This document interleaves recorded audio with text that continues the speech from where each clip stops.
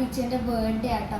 അതുകൊണ്ടാണ് ഞാനിങ്ങനെ ഇരിക്കുന്നത്. അതായത് 5 ഗിഫ്റ്റ് ഉണ്ട് ഞങ്ങളുടെ കയ്യിൽ. കാരണം എൻ്റെ 5ാമത്തെ ബർത്ത്ഡേ ആണ്. അപ്പോൾ 5th ബർത്ത്ഡേക്ക് 5 ഗിഫ്റ്റ്സ് അതാണ് ഞങ്ങളുടെ പ്ലാൻ.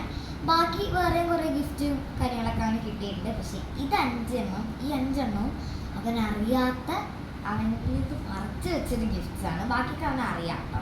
അപ്പോൾ ഫസ്റ്റ് ഇതൊരു ആൻറ്റിയുടെ ഗിഫ്റ്റാണ്. പിന്നെ 2 ഗിഫ്റ്റ് ഉണ്ട് കേട്ടോ ആൻറ്റിയുടെ. ഇതും ആൻറ്റിയുടെ തന്നെയാണ്. ഞങ്ങളിങ്ങനെ പാക്ക് ചെയ്ത് വെച്ചേക്കാണ്, എല്ലാം സെയിം പോലെ യൂണിഫോം കൊടുത്തേക്കും.